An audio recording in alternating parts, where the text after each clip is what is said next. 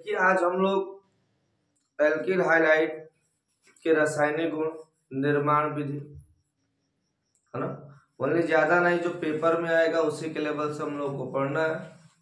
कैसे पेपर में क्वेश्चन पूछा जाता है उस लेवल से हम लोग पढ़ेंगे आज। ज्यादातर मतलब हम लोग पढ़ेंगे तो टाइम वेस्ट भी होगा, टाइम हमारे पास नहीं है, तो थोड़ा सा एल्किल हाइलाइट के बारे में जान लिया जाए।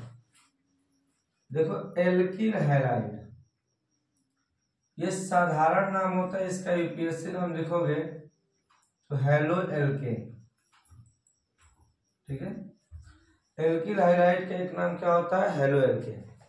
देखो एल्किल का मतलब आर होता है, हाइलाइट का मतलब एक्स होता है, जहाँ एक्स बराबर होता है हेलोजन वर्ग का तत्व, ठीक। हेलोजन वर्ग का तत्व देखो इसमें फ्लोरीन, क्लोरीन, ब्रोमीन, आयोडीन, इसको फ्लोरो बोलते हैं, इसको क्लोरो बोलते हैं, इसको हम ब्रोमो बोलते हैं और इसको हम आयोडो बोलते हैं। ये तो जानते हैं।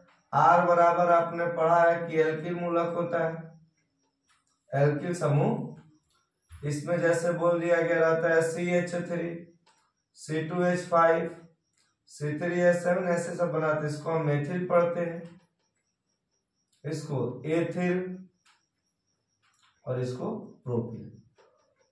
आपने पढ़ा होगा। क्या बोलोगे, fluoro, chloro, bromo, iodo, fluorine, chlorine, bromine, iodine. इसमें आपका CH3 रहेगा मेथिल, C2H5 रहेगा तो एथिल और C3H7 रहेगा तो प्रोपिल। तो देखो डायरेक्ट एल्किल हाइलाइट को बोला जाएगा कि R बांड X को, R बांड X को एल्किल हाइलाइट कहते हैं। R बांड X को एल्किल हाइलाइट कहते हैं। इसका निर्माण विधि हम लोग पढ़ेंगे। तो सबसे पहले देखो एल्किल हाइलाइट के बारे में आज पढ़ा जाएगा, उसके बाद एरिल हाइलाइट, उसके बाद जो आपका हो, ठीक है। तो हम लोग पढ़ेंगे एल्किल हाइलाइट का, हमने हेलो एल्केन का निर्माण, हेलो एल्केन का निर्माण, इतना समझ में आ रहा है। तो हेलो एल्केन के निर्माण में आप लोग सबसे पहले हम लोग बताएंगे 5 अभिक्रिया, मतलब इसमें से जो इंपोर्टेंट है वो बताई जाएगी। एक होता है हुंस-डीकर अभिक्रिया, जो इंपोर्टेंट अभिक्रिया पहले उसके बारे में पढ़ो। हुंस-डीकर अभिक्रिया कहता है कि वश्य अम्ल के सिल्वर लवण को, वश्य अम्ल के सिल्वर लवण को, है ना, Cl2 के साथ CCl4 की उपस्थिति में क्रिया कराओगे, देखा AgCl पहले बनेगा, उसके बाद CO2 भी बन जाएगा और यहां से CH3Cl। इसका स्ट्रक्चर आप ऐसे भी लिख सकते हो ना, प्लस X2 हो जाए। इसमें क्लोरीन और ब्रोमीन भी होता है, तो यहां से CCl4 उपस्थिति रहेगा, तो यहां से R bond X plus AgX plus CO2। तो हमको एल्किल हाइलाइट बनाना था। तो हुंस-डीकर अभिक्रिया में आप लोग बोलोगे कि वश्य अम्ल के सिल्वर लवण को, इसका नाम है वश्य अम्ल का सिल्वर लवण, ठीक। वश्य अम्ल के सिल्वर लवण को X2 के साथ CCl4 की उपस्थिति में क्रिया कराने पर हेलो एल्केन का निर्माण होता है। इस अभिक्रिया को हुंस-डीकर अभिक्रिया कहते हैं, जो इंपोर्टेंट अभिक्रिया है।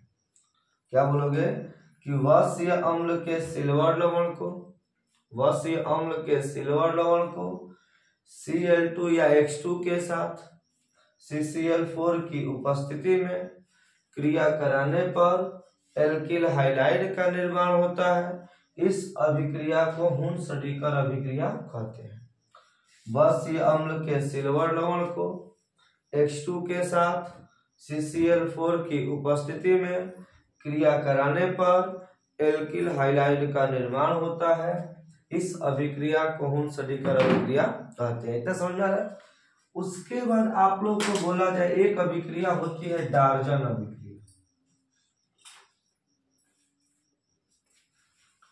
तो डाल्टन अभिक्रिया में कहता है कि प्राथमिक एल्कोहल को थायोनील क्लोराइड माने SOCl2 का नाम का हो थायोनील क्लोराइड, ये प्राथमिक एल्कोहल को पिरीडीन उत्प्रेरक की उपस्थिति में क्रिया कराओगे तो यहां से बनेगा R bond Cl plus SO2 plus HCl। इससे हमको कोई मतलब नहीं है, मेन जो बनाना है उसको बनाया जाता है। ठीक है, क्या बोलोगे कि प्राथमिक एल्कोहल को थायोनील क्लोराइड के साथ पिरीडीन उत्प्रेरक की उपस्थिति में क्रिया कराने पर एल्किल हाइलाइड का निर्माण होता है। इस अभिक्रिया को डाल्टन अभिक्रिया कहते हैं। डाल्टन अभिक्रिया में आप लोग क्या बोलोगे कि प्राथमिक एल्कोहल को थायोनील क्लोराइड के साथ पिरीडीन उत्प्रेरक की उपस्थिति में क्रिया कराने पर एल्किल हाइलाइड का निर्माण होता है। इस अभिक्रिया को डाल्टन अभिक्रिया कहते हैं। दो अभिक्रिया समझ में आ गई आप लोगों को। पहला बोला गया हुंसडीकर अभिक्रिया कि वस्य अम्ल के सिल्वर लवण को Cl2 के साथ CCl4 की उपस्थिति में क्रिया कराने पर प्राथमिक एल्कोहल एल्किल हाइलाइड का निर्माण होता है। इस अभिक्रिया को हुंसडीकर अभिक्रिया। फिर बोला गया कि प्राथमिक एल्कोहल को थायोनील क्लोराइड के साथ पिरीडीन उत्प्रेरक की उपस्थिति में क्रिया कराने पर किसका निर्माण होता है जी? एल्किल हाइलाइड का निर्माण होता है। इस अभिक्रिया को डाल्टन अभिक्रिया कहते हैं। उसके बाद हम लोग पढ़ेंगे अन्य विधियां इसकी हैं। अन्य विधि में तो आप लोग क्रिया करा सकते हो। कहता है कि देखो इसमें कहता है कि यदि एल्केन को यदि हम HX से क्रिया कराएं तब क्या बनेगा। एल्केन को HX से क्रिया कराएं तो क्या बनेगा। मान लो मेथेन आप ले रहे हो, यहां से हमने मान लो एक लिख लिया है HF और यहां से मान लो पी लिया CH4, क्लोरीन के बाद क्लोरीन CH4 HBr और एक ले लिया गया CH4, समझ ना रहे ना। उसके बाद मान लो हमने क्रिया करा दिया HI। ये देखो भरमाने के लिए बहुत ज्यादा क्वेश्चन पूछा जाता है, लोग गलतियां भी कर देते हैं। इसमें एक बात याद रखना है आप लोग को, जब कहे कि मेथेन को हम HF से क्रिया कराएं तो याद रखिएगा कोई क्रिया नहीं करेगा। क्यों नहीं करेगा? क्योंकि हाइड्रोजन और फ्लोरीन का आकार लगभग आपस में बराबर होता है और जब दोनों का आकार बराबर होगा अत्यंत सूक्ष्म होता है, जिसके कारण इसको तोड़ा नहीं जा सकता है। समझ में आ रहा है? यही कारण है कि HF को अलग नहीं किया जा सकता है। अब बताओ यदि हम CH4 को HCl के साथ क्रिया करा दें तो यहाँ उत्प्रेरक रख सकते हैं। मान लीजिए हमने रख लिया, इसमें रख लिया मान लीजिए कि SN2SO4, उपस्थिति देख लेंगे हम, है ना। यहाँ पर देखो जैसे ही हम H और F से क्रिया कराएंगे इन दोनों का आकार बराबर होगा। अब फ्लोरीन का क्लोरीन से आकार बड़ा ना होगा, सॉरी क्लोरीन का फ्लोरीन से आकार तो बड़ा होगा। और जब फ्लोरीन का क्लोरीन से आकार बड़ा होगा, देखिए इसमें बोला गया अन्य विधि में बोला गया कि एल्केन से नहीं एल्कोहल से होता है। ठीक है, ये प्राथमिक एल्कोहल से माने R बॉन्ड OH से हम क्रिया करा दें। ध्यान से देखिएगा, तो यदि हम इससे क्रिया कराएं, मान लो कि यहाँ पर मेथेन के जगह पर हमने लिख दिया CH3OH CH3OH CH3OH और यहाँ पर भी CH3OH, समझ में आ रहा है। तो यदि हम ऐसे क्रिया कराना चाहें इसको तो पहला तो याद रखना है, ठीक, कि जो ये वाला हम जानते हैं कि हाइड्रोजन और फ्लोरीन को हम अलग नहीं कर सकते हैं। क्यों नहीं कर सकते हैं? क्योंकि इसका मेन कारण है कि हाइड्रोजन और फ्लोरीन का आकार लगभग आपस में बराबर होता है, जिसके कारण हाइड्रोजन और फ्लोरीन के मध्य बहुत ज्यादा प्रबल बंध से मतलब एक दूसरे से जुड़े होते हैं, जिसके कारण इसको आसानी से नहीं तोड़ सकते। अब बताओ कि आप जानते हैं कि वर्ग में ऊपर से नीचे आने पर आकार में वृद्धि होती है। आपको पढ़ा होगा कि वर्ग में ऊपर से नीचे आने पर आकार में वृद्धि होती है। तो बताओ हाइड्रोजन की तुलना में क्लोरीन का आकार तो बड़ा हो जाएगा ना, तो यहाँ उपस्थिति अब रख देंगे निर्जल ZnCl2। ठीक, उपस्थिति किसकी रहेगी? निर्जल Zn। क्या बोला गया कि यदि हम निर्जल ZnCl2 की उपस्थिति में क्रिया कराएं, क्योंकि अब बताइए कि ये दोनों का आकार, लेकिन अब हाइड्रोजन का क्लोरीन की तुलना में आकार क्लोरीन का आकार बड़ा ना हो गया, जिसके कारण हम उत्प्रेरक रखेंगे, पूरा बड़ा नहीं अति सूक्ष्म बड़ा होगा, तो उत्प्रेरक रखेंगे निर्जल ZnCl2। तो ये वाला H2 बाहर आ जाएगा और यहां से बना देगा, आप यहां लिख लो, ठीक है, H2 बाहर आ गया और यहां से बना दिया CH3Cl। अब इसके नीचे और आएंगे तो बताइए हाइड्रोजन छोटा, ब्रोमीन और बड़ा, तो यहाँ पर एक उपस्थिति और छोटी मतलब कमजोर उत्प्रेरक भी रख सकते हैं, SAN2SO4। तो यहाँ से ये पुनः बना देगा H2O, देखो हाई वाला OH और ये वाला H, और जो बचा उसको लिख दो CH3Br। ठीक, अब बताइए हाइड्रोजन अब जैसे ही जैसे नीचे आएंगे, अब आयोडीन का आकार बहुत बड़ा हो जाएगा, हाइड्रोजन का आकार बहुत छोटा हो जाएगा, जिसको हम केवल ऐसे भी गर्म कर दें तो ये आसानी से टूट कर बना देगा CH3I और यहाँ से H2O। तो एक बात याद रखना है कि जब कभी भी HF रहे तो उसको तोड़ना मतलब बहुत ही कठिन हो जाता है। इतना समझ में आप लोग को आ गया होगा, ठीक है। देखिए अभी तक हमने क्या क्या पढ़ लिया है, हुनसडीकर अभिक्रिया द्वारा, उसके बाद डार्जन अभिक्रिया द्वारा, एल्कोहल के द्वारा। अब मान लीजिए कि हम एल्कोहल के द्वारा पढ़ रहे हैं, एल्कोहल के द्वारा, तो एल्कोहल को मान लीजिए कि हमने क्रिया करा दिया किससे, PCl3 से, इंपोर्टेंट रिएक्शन। तो देखा क्लोरीन कई गो है या 3 गो, तो यहाँ पर भी कितने अणु ले लीजिएगा, 3। तो पहले तो यहाँ से 3RX मान लीजिए मेथिल क्लोराइड से आपने क्रिया करा दिया, मेथिल एल्कोहल एल्कोहले है ना जी, समझाने के लिए। और यहाँ से मान लो हमने क्रिया करा दिया PCl3 से, कई गो क्लोरीन है, 3 गो, तो यहाँ क्लोरीन 3 गो हो गया, तो यहाँ से बना दिया 3CH3Cl प्लस। अब एक बात बताओ कि हाइड्रोजन कोई गो बचा, 3 है कम, 3 H3PO3।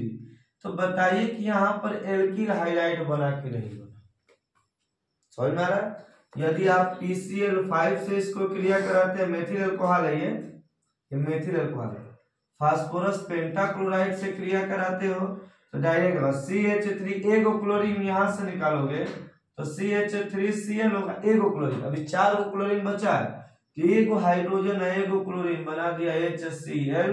बताओ PO है, जब क्लोरीन अभी 3 गो बचा है ना, तो Cl3, ये आपका बन गया।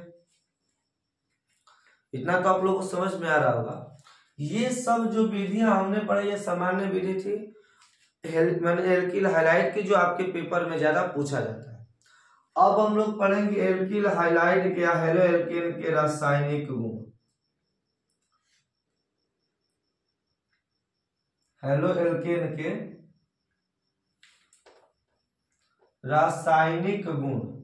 तो हेलो एल्केन का रासायनिक गुण पढ़ने के लिए सबसे पहला हम लोग पढ़ेंगे धातुओं से क्रिया। ठीक, हेडिंग बाय हेडिंग चला जाए।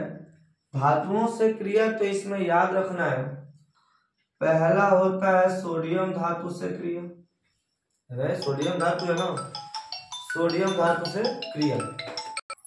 देखिए सोडियम धातु से क्रिया कराएं, तो जब सोडियम धातु से क्रिया कराओगे तो यह अभिक्रिया व्यक्त करता है वोल्टेज अभिक्रिया। कहता है कि एल्किल हाइलाइड के 2 अणुओं को, परिभाषा सुनिए, एल्किल हाइलाइड के 2 अणुओं को सोडियम धातु के साथ शुष्क ईथर की उपस्थिति में क्रिया कराने पर यहां से बना देगा आपका 2NaX। तो इसको तो बोलना नहीं है, एल्केन का निर्माण होता है। ये क्या है जी, एल्केन, और ये आपका एल्किल हाइलाइड। परिभाषा आप डायरेक्ट बोल सकते हो, क्या बोलोगे कि एल्किल हाइलाइड के 2 अणुओं को सोडियम धातु के साथ शुष्क ईथर की उपस्थिति में क्रिया कराने पर एल्केन का निर्माण होता है। इस अभिक्रिया को वोल्टेज अभिक्रिया कहते हैं, जो पेपर के लिए मोस्ट इंपोर्टेंट अभिक्रिया है। समझना है आप लोग को कि एल्किल हाइलाइड के दो अणुओं को सोडियम धातु के साथ शुष्क ईथर की उपस्थिति में क्रिया कराने पर एल्केन का निर्माण होता है।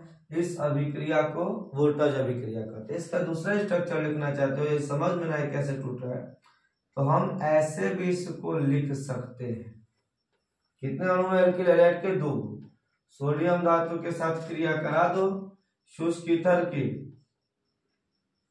उपस्थिति में, तो बताओ 2NaX, दूगो x बना, यहां से बना देगा 2NaX और यहां से R बॉन्ड R। यही तो स्ट्रक्चर है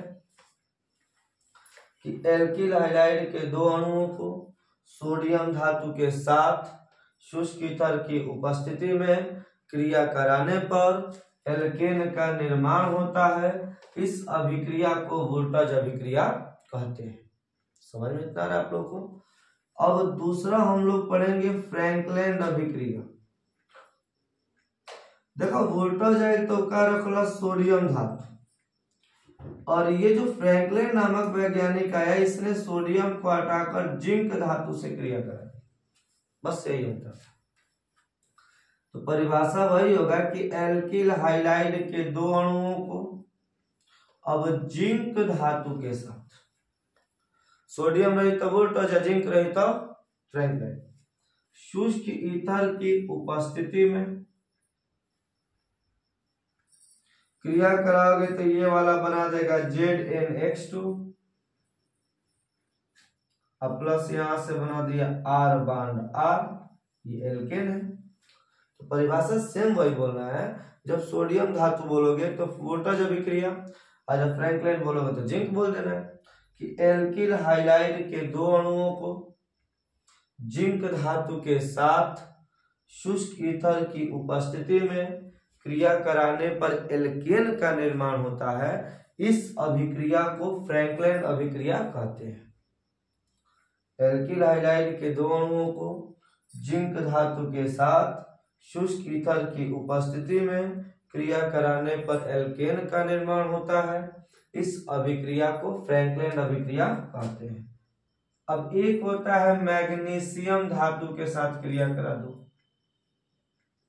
तो डायरेक्ट बोलता है कि यदि R बॉन्ड X माने एल्किल हाइलाइड को मैग्नीशियम धातु के साथ शुष्क ईथर की उपस्थिति में क्रिया कराते हैं तो RMgX का निर्माण होता है, और RMgX को हम बोलते हैं ग्रिग्नार्ड अभिकर्म। क्या कहते हैं जी? ग्रिग्नार्ड अभिकर्म। कहीं ग्रिग्नार्ड लिखा है, कहीं ग्रिग्नार्ड लिखा है, ठीक है, लेकिन नामकरण से आप लोग को ध्यान देना है कि जब एल्किल हैलाइड को मैग्नीशियम धातु के साथ शुष्क ईथर की उपस्थिति में क्रिया कराते हैं तो ग्रिग्नार्ड अभिकर्मक का निर्माण होता है। सोडियम से कराओगे तो वोल्टेज, जिंक से कराओगे तो फ्रैंकलिन, और मैग्नीशियम से कराओगे तो कौन सी अभिक्रिया होगी बाबू? ग्रिग्नार्ड अभिकर्मक। ठीक है, इतना तो समझ में आ गया।